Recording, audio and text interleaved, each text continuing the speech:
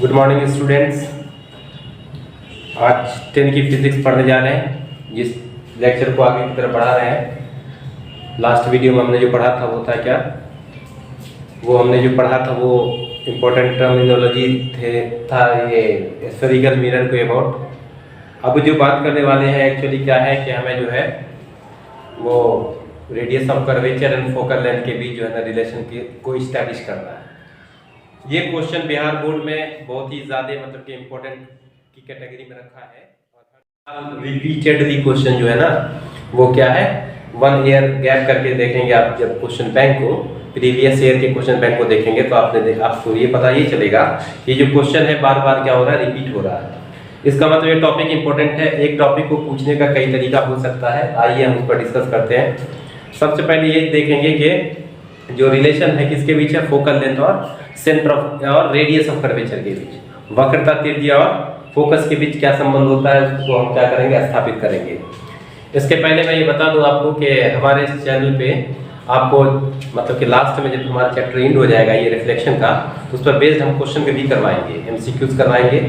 और आप जो है लगातार हमारे अगर चैनल से बने हैं तो वीडियो को शेयर भी करिए और देखेंगे क्या कि हमारा अच्छा रिजल्ट, अच्छा आउटपुट आपको मिलेगा। क्योंकि जब नई चीज़ें आएंगी, ठीक है, तो आपको भी इससे बेनिफिट होगा, साथ साथ और दूसरे स्टूडेंट भी इसका बेनिफिट होगा। चले आइए हम क्या करते हैं, पहले हेडिंग लगाते हैं। हेडिंग क्या हमारा क्या है, relation between focal length and radius of curvature. ये हमारा क्या है, आज का टॉपिक है। आइए हम पढ़ते हैं इसको पहले।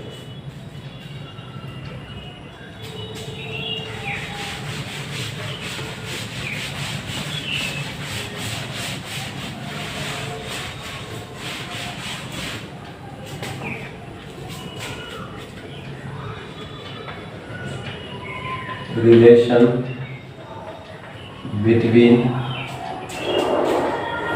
Focal length and radius of curvature.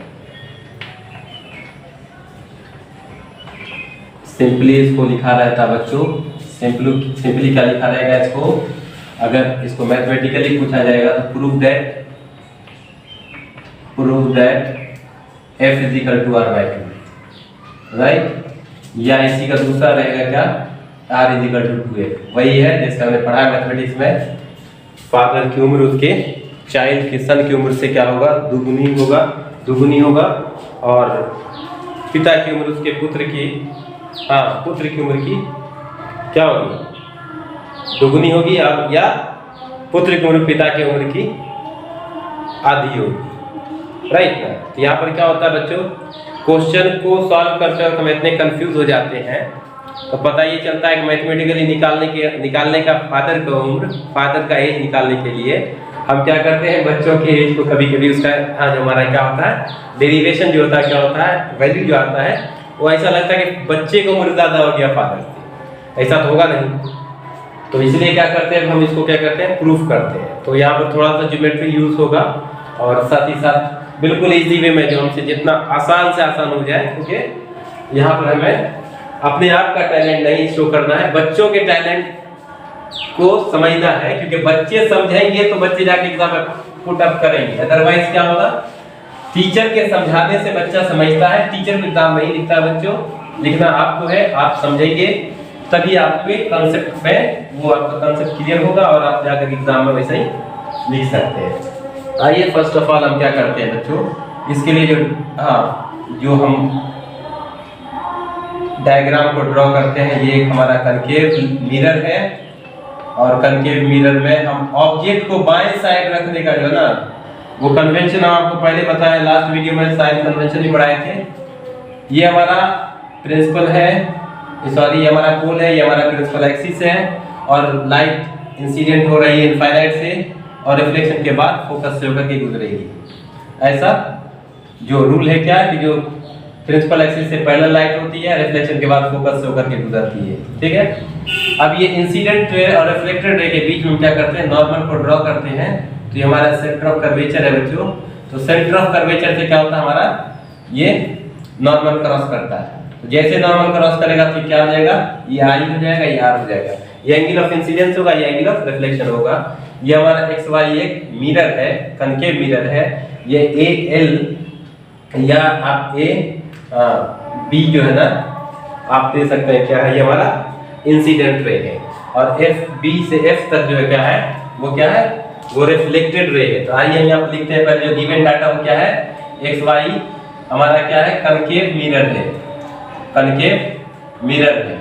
और कनकेव मिरर के बारे में हमने पहले ही कहा था, यही एक ऐसा मिरर है जिसमें दोनों टाइप का जो इमेज फॉर्म होता है। एंगल आई क्या है बच्चों, मींस ये हमारा एंगल ऑफ इंसिडेंस है, एंगल ऑफ इंसिडेंस है। और हमारा आर क्या है, एंगल ऑफ रिफ्लेक्शन है, ये तो हम जानते ही हैं, एंगल ऑफ रिफ्लेक्शन। ये तो हम पहले से जानते हैं कि एंगल ऑफ इंसिडेंस और एंगल ऑफ रिफ्लेक्शन नॉर्मल के दोनों अपोजिट साइड होता है, ठीक है।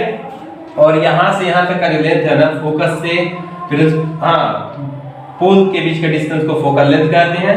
और सेंटर ऑफ कर्वेचर से पोल के लेंथ के बीच को क्या कहा जाता है बच्चों, रेडियस ऑफ कर्वेचर कहा जाता है, ठीक है। तो आइए हम क्या करते हैं, पहले हम ये लगाते हैं क्या, हाँ किसके, रिफ्लेक्शन के लॉ से, according to law of reflection, law of reflection.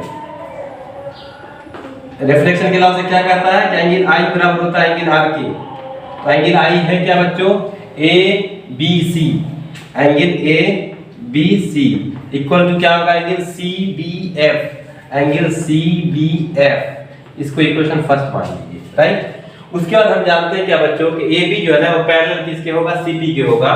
तो ए बी जब पैरेलल सीपी के होता है तो पैरेलल लाइन में हमको मालूम है कि जब एक ट्रांसवर्सल कट करता है तो जैसे ट्रांसवर्सल कट करेगा, ये इसका ट्रांसवर्सल होगा बीसी, तो ये वाला अगर आई है तो बच्चों ये भी क्या होगा, आई होगा। मींस क्या कि एंगल ए बी सी बराबर होगा एंगल बी सी एफ के। तो ये क्या है, ये हमारा है सेकंड इक्वेशन। और ये क्यों बराबर हुआ, क्योंकि दोनों एंगल अल्टरनेट हो गया, अल्टरनेट, इंटीरियर अल्टरनेट एंगल। तो एक अपोजिट इसके होगा, मतलब ट्रांसवर्सल के एक अपोजिट साइड का ये इसके इक्वल होगा। अब इन दोनों को देखते हैं, दोनों का एलएचएस इक्वल है, तो बच्चों क्या होगा, आरएचएस इक्वल होगा। इसलिए क्या होगा, इसलिए सी बी एफ बराबर किसके होगा, बी सी एफ के। मींस क्या हो गया कि ये ट्रायंगल है, इस ट्रायंगल का दोनों एंगल क्या हो गया, सेम हो गया। और हमने पढ़ा है क्या, हमने क्या पढ़ा है कि किसी ट्रायंगल का जब दो एंगल इक्वल होता है तब वो एंगल आइसोसेलेस होता है, समद्विबाहु त्रिभुज होता है। तो क्या होगा बच्चों, ट्रायंगल BCF एक क्या होगा, क्या कौन सा ट्रायंगल होगा, इसलिए triangle BCF is an isosceles triangle, is an isosceles triangle. और आइसोसेलेस जब ट्रायंगल होता है, जब एंगल्स इक्वल होगा तो उसके साइड्स भी आपस में इक्वल होंगे बच्चों। तो क्या होगा कि CF = FB, इसलिए क्या हो जाएगा, CF = FB। और अभी हमने क्या पढ़ा है कि ये जो है एंगल इसके बराबर है तो ये साइड इसके इक्वल होगा। और एक केस हम क्या करेंगे, एक ऐसे हम देख लेते हैं कि एक ऐसा लाइन ड्रॉ कर लेते हैं बच्चों, और एक पॉइंट से क्या करते हैं, हम यहाँ पर एक लाइन ड्रॉ कर लेते हैं और इसी के नजदीक एक पॉइंट को हम क्या करते हैं, ड्रॉ करते हैं, बिल्कुल नजदीक, बिल्कुल नियर। तो ऐसा देखने में लगता है कि ये दोनों लाइन आपस में बराबर होगा। कब बराबर होगा, जब ये दोनों पॉइंट एक दूसरे को कोइंसाइड करेगा। कोइंसाइड का मतलब वेरी नियर रहेगा जब एक दूसरे से, तो क्या होगा, लगभग क्या होगा, बराबर होगा। उसी तरह से हम B को और P को बिल्कुल नियर मानेंगे, बिल्कुल नियर मानेंगे। क्या करेंगे, लेट B एंड P, माना कि B और P एक दूसरे के काफी निकट है, B and P are very very near, बहुत ही नजदीक है। इसलिए क्या होता है बच्चों, इसलिए FB जो है ना FP के बराबर होगा। इसलिए क्या होगा, FB बराबर किसके होगा, FP के होगा। तो देख लेते हैं, ये इसके इक्वल है और ये इसके इक्वल है, इसका मतलब क्या होगा, CF = FP होगा। ऐसे भी देख सकते हैं बच्चों, इस CF की जगह पर हम क्या करेंगे, वैसे ही रहने देते हैं और FB की जगह पर हम FP पुट कर सकते हैं, क्योंकि यहाँ से हमें दोनों चीज पता चला। इसलिए हम क्या लिखते हैं, इसलिए क्या होगा, CF = FP। देख लीजिए एक बार अच्छे से, ये इसके बराबर मान लेते हैं ऐसे कि ये 3 सेंटीमीटर और ये 3 सेंटीमीटर, और इस रिलेशन से दोनों के निकटता के आधार पर, नियर के होने की वजह से ये इसके इक्वल होगा। देखेंगे 3 इक्वल है, मींस कि ये इसके इक्वल, ये इसके इक्वल, तो ये इसके इक्वल। ऐसा ऐसा केस हमारे फ्रेंडशिप में होता है। ए बी का फ्रेंड है और बी सी का फ्रेंड है। ए बी का फ्रेंड है, बी सी का फ्रेंड है, और ए और सी मजबूरी के तहत फ्रेंड है ए सी का। क्यों? तो कह रहा है कि ए बी तो है ही है फ्रेंड, अब बी सी का है फिर तो क्यों ना हम ए से सी कर लें फ्रेंडशिप। तो ये क्या मजबूरी के तहत है। तो सेम वैसे ही बच्चों यहाँ पे कि सी एफ बराबर क्या है, एफ बी है, और एफ बी बराबर है एफ पी है। तो क्या होगा बच्चों, सी एफ इक्वल टू क्या होगा, एफ पी। तो ऐसा लग रहा है बच्चों कि F is mid point, F is mid point, mid point, mid point of CP. और जब मिड पॉइंट होता है बच्चों तो क्या होता है कि ऐसा भी तो कर सकते हैं कि CP is equal to C F plus F P, C F plus F P, और दोनों तो इक्वल है।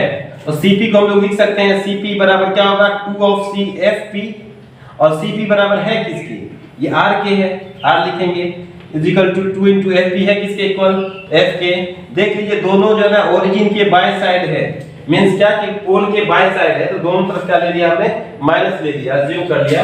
तो देखिए हमारे पास आया क्या, हाँ are is equal to 2f या f is equal to 2r, f is equal to r/2, right ना। यही इस क्वेश्चन को पूछने का दूसरा तरीका ये है कि प्रूव दैट, हाँ साबित करें कि उसकी वक्रता त्रिज्या फोकस की दुगुनी होती है, या फोकस उसके वक्रता त्रिज्या की आधी होती है, या prove that f is equal to r/2 या f is equal to r is equal to 2f, या क्या रिलेशन एस्टैब्लिश करिए पर हाँ वक्रता त्रिज्या और फोकस के बीच। आप क्वेश्चन चाहे जिस पैटर्न से रहेगा आपका प्रूफ यही होगा, बिल्कुल शॉर्ट होगा।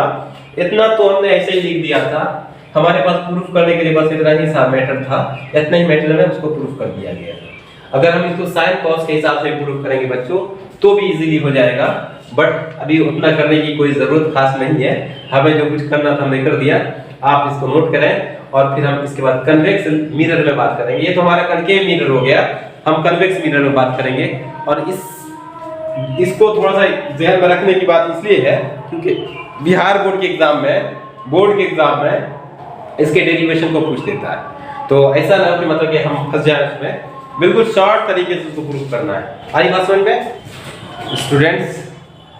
अब किसके बारे में हम लोग कन्वेक्स मिरर पे हम लोग क्या करते हैं, डिस्कस करते हैं कन्वेक्स मिरर पे। तो अभी जो हमने किया था किसके बीच, किसमें था, वो कनकेव मिरर का था। अब हम लोग क्या बात करेंगे, कन्वेक्स मिरर में। कन्वेक्स मिरर में हमको प्रूफ ये करना है कि f is equal to r/2, f is equal to r/2। अब ऐसा नहीं है कि कन्वेक्स है तो इसमें माइनस ले लीजिएगा, ऐसी बात नहीं, फार्मूला यही है, f is equal to r/2, यही प्रूफ करना है। प्रूफ करने का एक पैटर्न वही रहेगा, कुछ ज्यादा चेंजिंग की बात है नहीं। डायग्राम क्या होगा, चेंज होगा।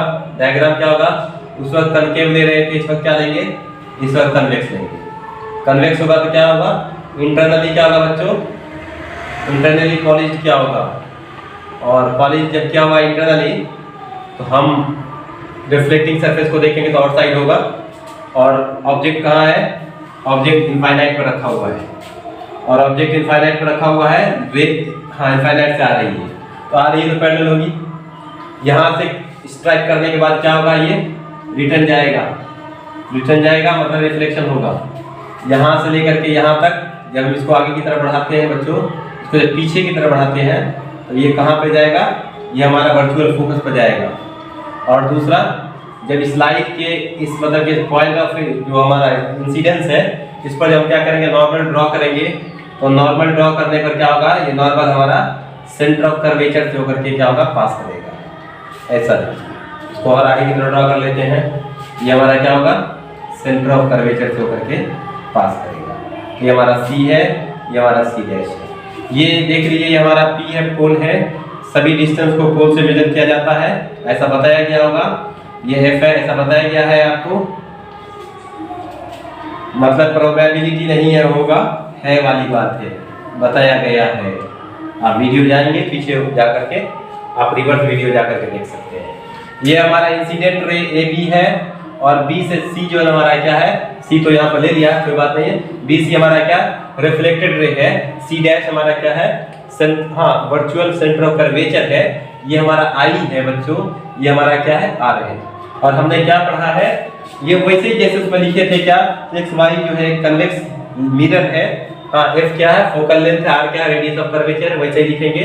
हमें सिर्फ क्या करना है यहाँ पर डिराइव करके ये दिखाना है कि क्या रिलेशन कनकेव मिरर का कन्वेक्स मिरर से डिफरेंट है या सेम है। तो आइए देखते हैं। तो यहाँ पर हमने क्या पढ़ा, as per according to law of reflection. कैसा लॉ है रिफ्लेक्शन के अलावा हमने क्या पढ़ा, I is equal to R, angle I is equal to angle R। इसमें क्या होगा एंगल, इसको हम n दे देते हैं बच्चों ना, A B N बराबर होगा एंगल N B C। ये हमारा गिवन है, किससे मिला, हमें रूल से मिला।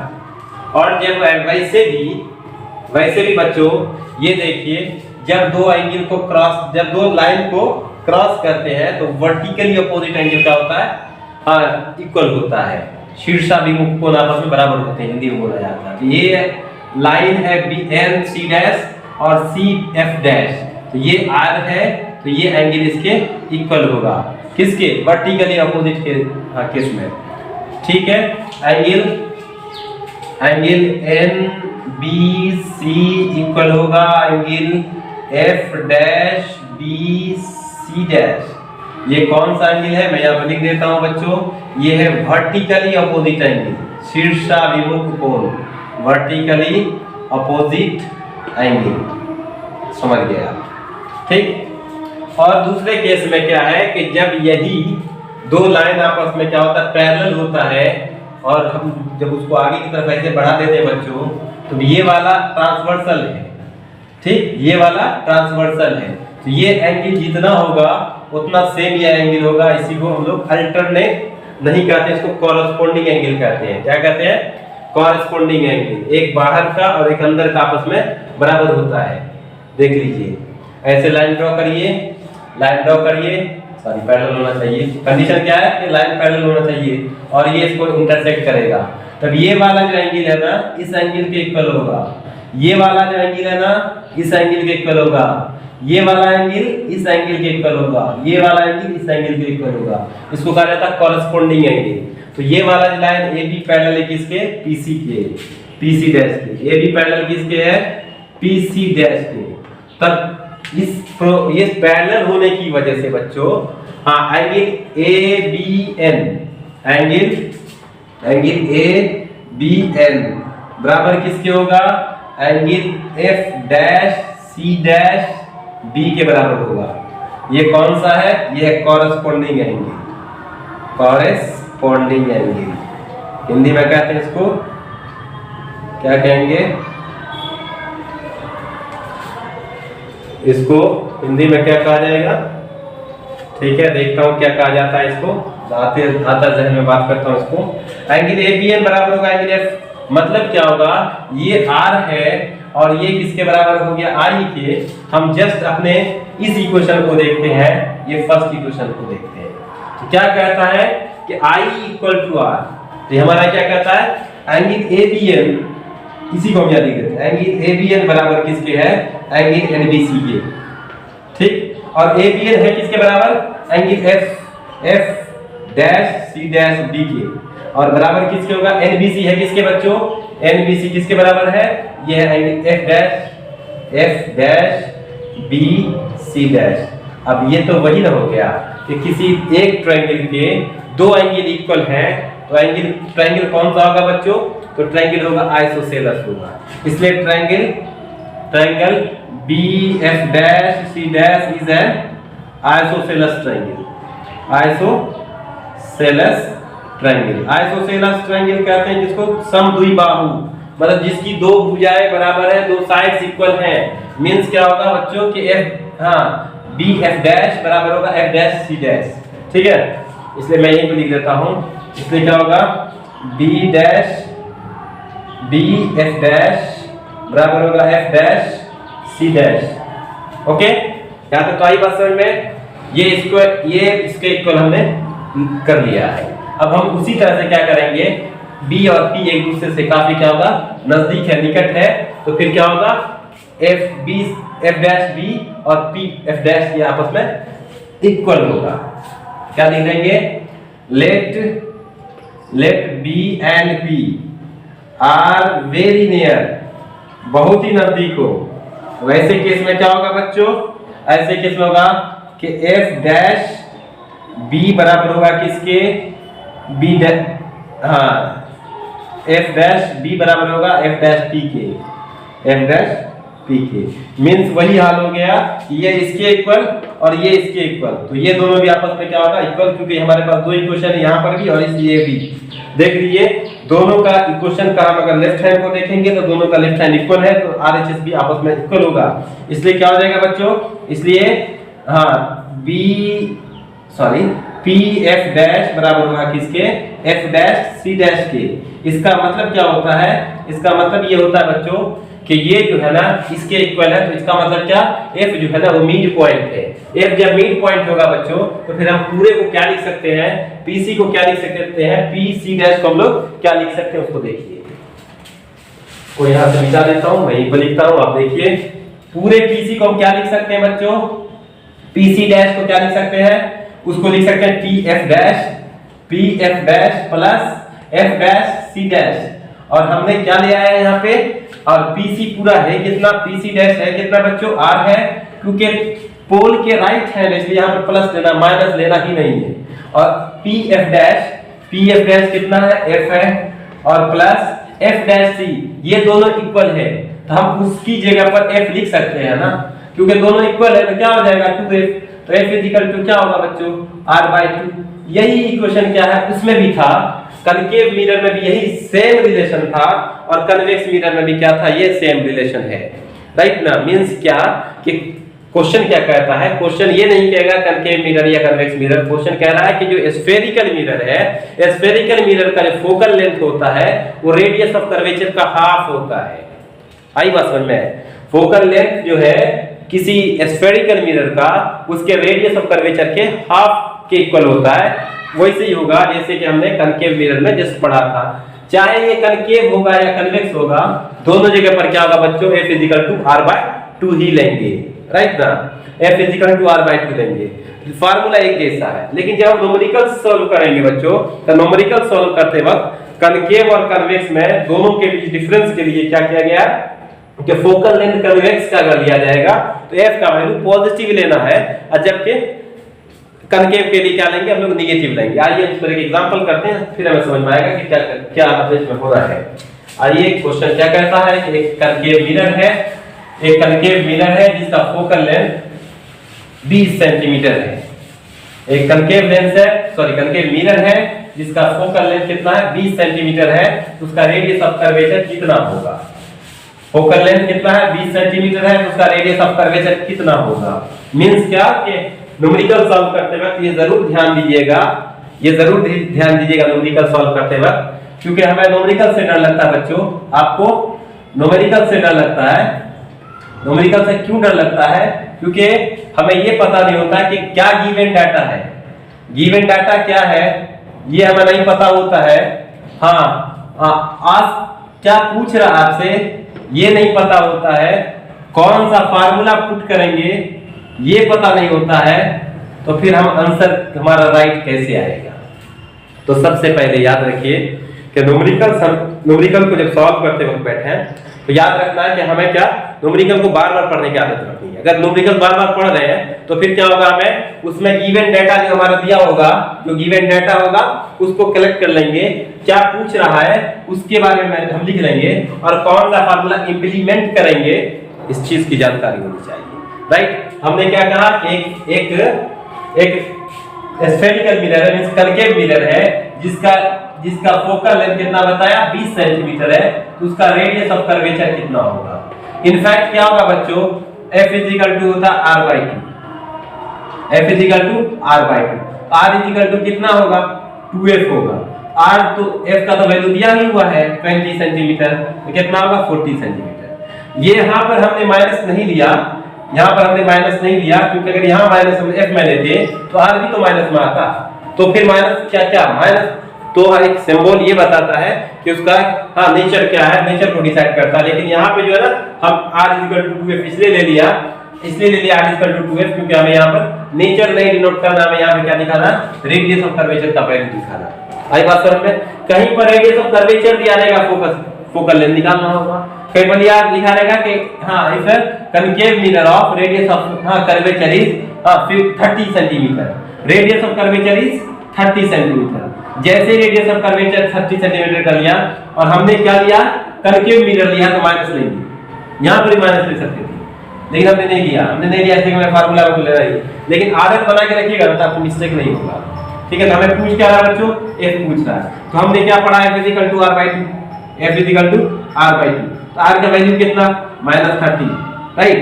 तो क्या होगा 2 कितना होगा, -15 सेंटीमीटर। ये -15 सेंटीमीटर क्या इंडिकेट कर रहा है कि जो मिरर है वो क्या है, कनकेव मिरर है। मिरर का क्या है, कनकेव मिरर है, इसी वजह से क्या होगा, हम यहाँ पे माइनस यूज किए। आई बात समझ में? ठीक, आप जो है ना वो जो बुक लिखी हुई बुक है, जो उस बुक का जो है आप न्यूमेरिकल्स करेंगे, न्यूमेरिकल्स करने के बाद आप हाँ जो इस पर बेस्ड न्यूमेरिकल आप कर लेंगे, कम से कम 3-4 न्यूमेरिकल है इस पर, आप उसको कर लेंगे। उसके साथ साथ जब हम इसके बाद मिरर फार्मूला डिराइव करेंगे तो हम उस पर पूरा का पूरा न्यूमेरिकल्स करेंगे। और लास्ट में जो एमसीक्यूज आता है, इतना छोटा सा क्वेश्चन आपको न्यूमेरिकल्स में नहीं पूछता बच्चों, ये एमसीक्यूज में पूछता है। मतलब क्या कि बहुत सा ऑप्शन आपको दिया रहेगा, ऐसा दिया रहेगा कि एक मिरर है जिसका फोकल लेंथ जो है ना वो 24 सेंटीमीटर है, फोकल लेंथ कितना 24 सेंटीमीटर है, उसका रेडियस ऑफ कर्वेचर इनमें से होगा, ए में लिखा रहेगा 12 सेंटीमीटर, बी में लिखा रहेगा 6 सेंटीमीटर, और डी सी में लिखा रहेगा 48 सेंटीमीटर, और डी में लिखा रहेगा नन ऑफ दिस। ऐसे केस में क्या होगा, हमको क्या निकालना, r निकालना। r का वैल्यू होता है क्या, r इक्वल टू 2f होता है, या f इक्वल टू r/2 होता है। तो क्या होगा, f की जगह पुट करेंगे 24 into 2 कितना होगा, 48 होगा, ये सी वाला राइट आंसर होगा। इस टाइप का क्वेश्चन आपसे पूछेगा एग्जाम में, ठीक है। तो फिर हम नेक्स्ट वीडियो में मिलते हैं आपके नए टॉपिक के साथ, तब तक आप इस पर क्वेश्चन करें। Thank you, have a fantastic day.